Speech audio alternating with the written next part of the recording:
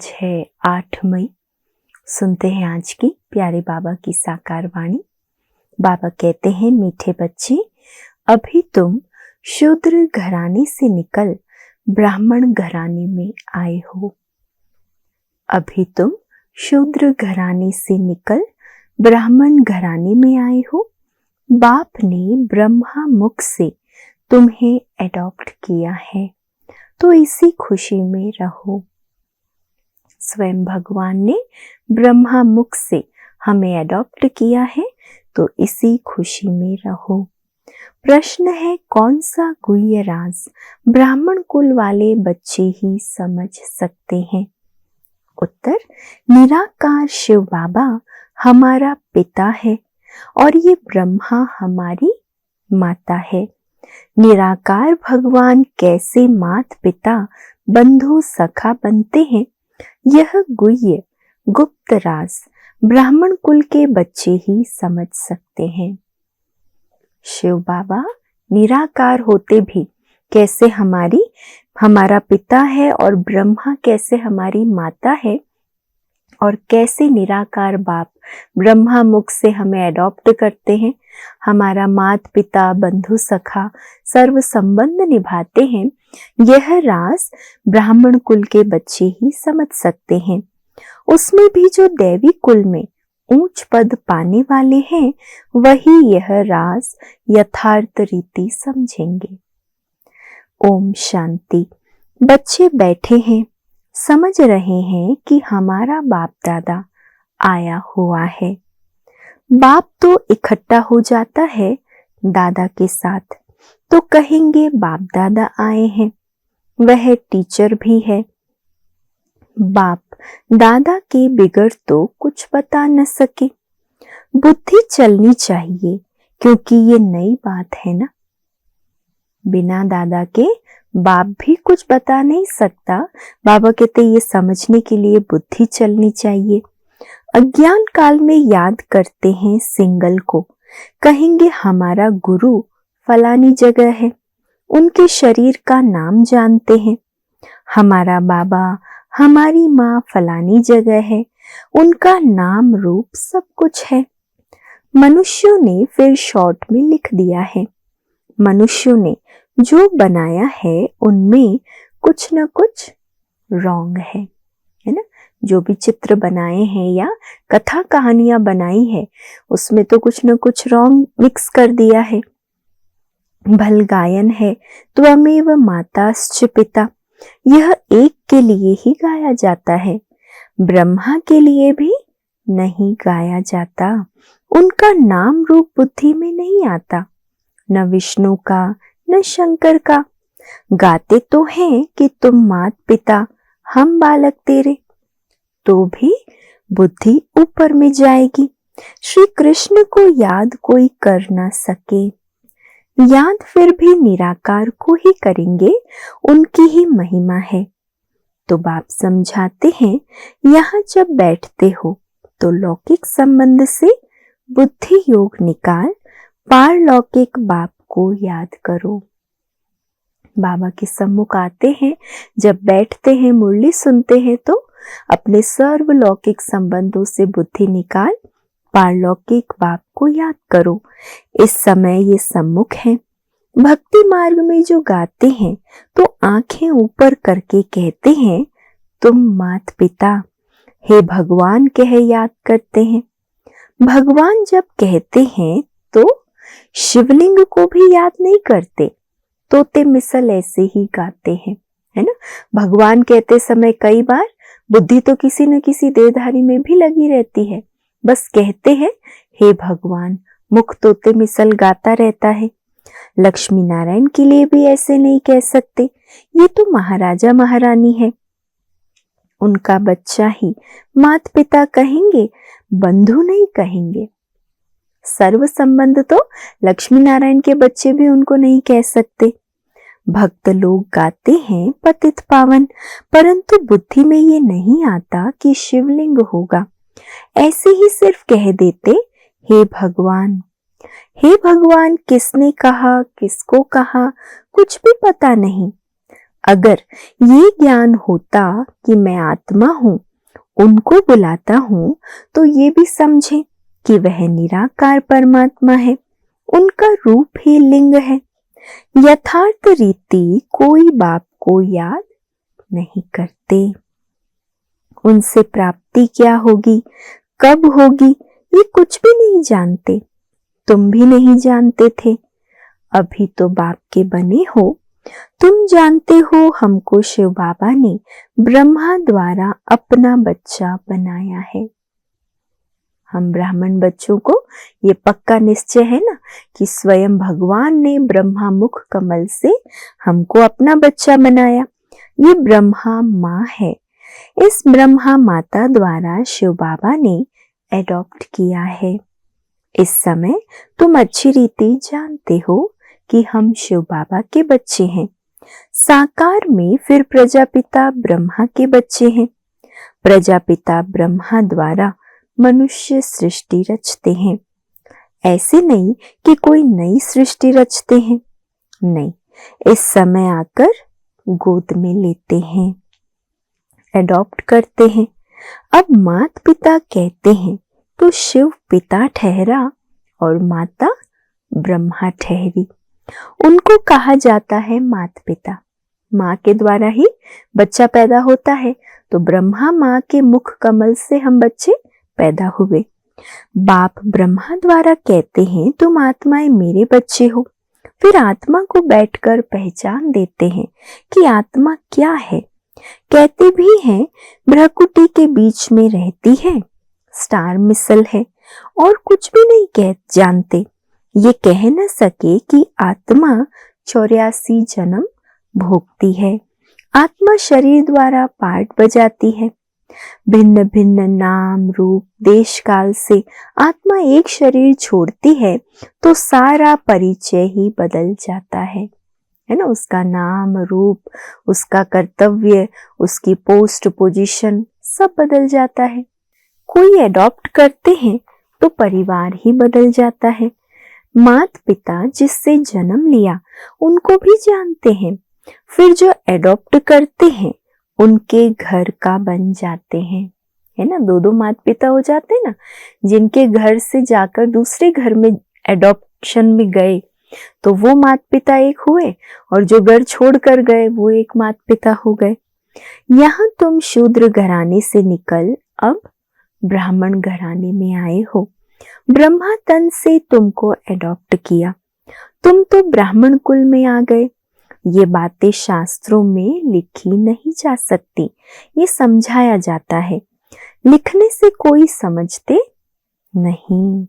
अभी तुम बच्चे ही जानते हो हम परमपिता परमात्मा की संतान बने हैं। ये हो गई माँ। ब्रह्मा को प्रजापिता ही कहते हैं। इस द्वारा तुम बच्चों को एडॉप्ट करता हूँ, ये कितनी गुप्त बातें हैं, सिवाय सम्मुख कोई समझ न सके। समझेंगे भी वह जो इस ब्राह्मण कुल के होंगे, दैवी कुल में ऊंच पद पाने वाले होंगे। नए किसी की बुद्धि में ये बातें नहीं बैठेगी, न बुद्धि में बैठेगा, न किसी को समझा सकेंगे। तुम्हारे में भी नंबरवार पुरुषार्थ अनुसार है जिनकी बुद्धि में बैठता है। गाया जाता है त्वमेव माताश्च पिता, याद किया जाता है शिव बाबा को। फिर कहते हैं तुम माता पिता। एक बाप फिर माता पिता कैसे? एक बाप है लेकिन माता पिता बंधु सखा सब कुछ कैसे? ये बातें और कोई समझा न सके। जैसे शास्त्रों में व्यास ने जो लिखा है वो मनुष्यों ने कंठ कर लिया, वैसे तुमको भी कहेंगे तुमको कोई ने बताया है और तुमने कंठ कर दिया, ऐसे मनुष्य समझेंगे। नए मनुष्य के लिए समझना बड़ा मुश्किल है।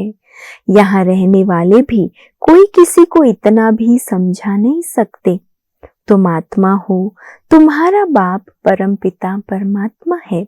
वह बेहद का बाप ही बेहद का वर्षा देते हैं। वर्षा दिया था, फिर पुनर्जन्म लेते लेते 84 जन्म पूरे हुए। अब बाप फिर वर्षा देने आए हैं। ये किसी को समझाना कितना सहज है। तुम माता पिता किसको कहा जाता है, ये विचार की बात है ना। आज बाबा बार बार जो भगवान के सर्व संबंध हमने भक्ति में गाए, वो किस अर्थ से गाए और क्यों गाए, इसी बात पर बाबा जोर दे रहे हैं। तो बाबा कहते विचार करने की बात है। ब्रह्मा द्वारा एडॉप्ट करते हैं, फिर माँ भी जरूर चाहिए। तो जो अनन्य बच्ची होती है, ड्रामा प्लान अनुसार उनको जगत अम्बा का टाइटल दिया जाता है, क्योंकि ब्रह्मा का रथ पुरुष का रथ है, तो इसीलिए माँ भी एक जरूर चाहिए। तो बाबा ने कहा जो अनन्य बच्ची है जगत अम्बा सरस्वती, उसको फिर माँ का टाइटल दिया जाता है। मेल को जगत अम्बा नहीं कह सकते, इनको अर्थात ब्रह्मा को जगत पिता कहेंगे।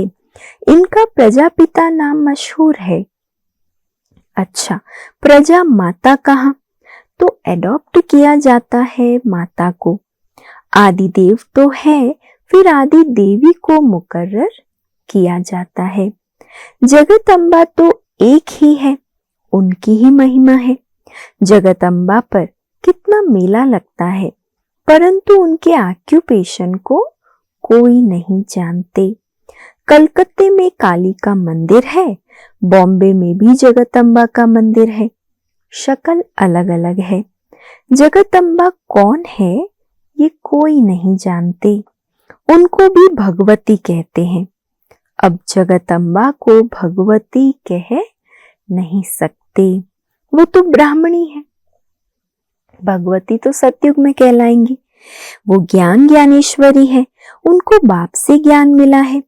तुम सब जगत अम्बा के बच्चे हो, ज्ञान सुनकर फिर सुनाते हो, तुम्हारा धंधा ही ये हुआ।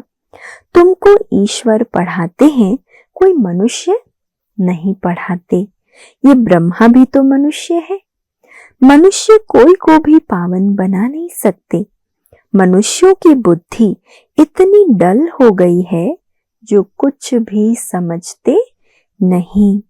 पतित पावन तो एक ही बाप है, वह आते ही हैं पतितों को पावन बनाने।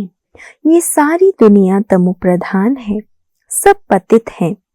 नई दुनिया पावन और पुरानी दुनिया पतित। पुरानी दुनिया में है नरकवासी और नई दुनिया में है स्वर्गवासी। बुद्धि भी कहती है कि सतयुग में सिर्फ भारतवासी देवी देवताएं होंगे और कोई नहीं थे। अभी तुम बच्चों को ये ज्ञान मिला है, पुरानी दुनिया और नई दुनिया का ये ज्ञान मिला है। नई दुनिया में पहले सूर्यवंशी देवता थे, फिर चंद्रवंशी हुए, तो सूर्यवंशी पास्ट हो गए। चंद्रवंशी के बाद फिर वैश्यवंशी आते हैं। बरोबर लक्ष्मी नारायण का राज्य था। अच्छा, उनके आगे क्या था ये कोई समझ न सके। तुम बच्चों को बाप ने चक्र का राज समझाया है। द्वापर में है वैश्यवंशी, कलयुग में होते हैं शूद्रवंशी। अभी तुम जानते हो हम ब्राह्मण बने हैं, तुमको बाप ने अपना बनाया है, अर्थात शूद्र धर्म से देवता धर्म में ट्रांसफर किया है। अब सूर्यवंशी चंद्रवंशी तो है नहीं, न लक्ष्मी नारायण का राज्य है और न राम राज्य है। अभी है कलयुग का अंत। कलयुग के बाद जरूर सतयुग आएगा। कलयुग में ये पुरानी पतित दुनिया है, महान दुखी है, इसीलिए देवताओं की जाकर महिमा गाते हैं, माथा टेकते हैं। अच्छा, लक्ष्मी नारायण को ये राज्य किसने दिया? कोई है जो बता सके? कोई के भी ख्याल में नहीं होगा, क्योंकि बुद्धि में है कलयुग अभी बच्चा है। 40,000 वर्ष पड़े हैं, इसीलिए यह ख्याल आते ही नहीं। अभी तुमको ये ख्याल आता है। कई बच्चे कहते हैं हमें याद नहीं रहती। क्यों नहीं रहती है? बाबा प्रश्न पूछ रहे हैं। बच्चे जब कहते बाबा हम याद करना भूल जाते हैं, याद ठहरती नहीं, तो बाबा कहते कारण ये है क्योंकि सवेरे सवेरे उठकर याद में बैठकर धारणा नहीं करते। समझते भी हैं फिर किसको समझा नहीं सकते। ये तो जरूर होगा, सब एक रस तो समझदार बन ना सके। समझदार भी चाहिए, बेसमझ भी चाहिए। बहुत समझदार तो जाकर राजा रानी बनेंगे, है ना। राजधानी में तो सब प्रकार के चाहिए ना, तो जो बहुत समझदार होंगे वो राजा रानी बनेंगे। जितना जितना जो जास्ती समझते और समझाते हैं उनका नाम बाला होता है। प्रदर्शनियां होती है तो लिखते हैं बाबा फलानी को भेज दो, तो क्या तुम नहीं समझा सकते हो? दूसरों की जब मांगनी करते हैं तो बाबा कहते तुम नहीं समझा सकते हो, तो कहते हैं बाबा उनकी प्रैक्टिस जास्ती है, हम थोड़े कच्चे हैं। बाबा खुद भी कहते हैं कहां से भी निमंत्रण मिलता है तो लिखकर भेजो, कौन कौन है तो हम देखेंगे किस किस को भेजना चाहिए। सन्यासी भी उस निमंत्रण पर है क्या? फिर बहुत अच्छी ब्रह्मा कुमारी को भेजना होगा। अच्छा कुमार का है, मनोहर है, गंगे है, इसमें से किसी को भेज दो। हमारी मुख्य मुख्य दादियां जो बहुत अच्छे ज्ञान के बाण मारती थी। बच्चे तो ढेर हैं, जगदीश को भेज दो, रमेश को भेज दो। तुम भी समझते हो एक दो से होशियार हैं, जैसे जज मजिस्ट्रेट होते हैं, एक दो से होशियार होते हैं। गवर्नमेंट जानती है कि एक दो से होशियार हैं, तब तो केस एक दो से ऊपर जाते हैं। फिर हाई कोर्ट में जाओ, फिर उनसे ऊपर, उसने भी जजमेंट ठीक नहीं दी तो फिर उनसे ऊपर जाएंगे। इनके ऊपर तुम रहम करो। अब ये सब बातें यहाँ होती है, सत्य त्रेता में नहीं होती। फिर द्वापर में राजा रानी का राज्य होता है, वहां तो महाराजा महारानी ही केस संभालते हैं, है ना। उनका कोई राय सलाहकार नहीं होगा, केस होंगे भी थोड़े। अभी तो तमो प्रधान पतित है ना, तो बादशाह के पास केस जाएगा तो थोड़ी सजा दे देते हैं, कड़ी भूल होगी तो कड़ी सजा देंगे। यहाँ तो कितने जज वकील ढेर हैं, इतना कारोबार में फर्क है। सतयुग में क्या होता है ये किसी को पता नहीं। अब बाप ने समझाया है, कोई से भी पूछो इन लक्ष्मी नारायण को जानते हो? जैसे बिरला है, बहुत मंदिर बनाते रहते, तो कोई अच्छा बच्चा हो जो उनको चिट्ठी लिखे, तुम लक्ष्मी नारायण के मंदिर तो बहुत बनवाते हो, इन्हों को ये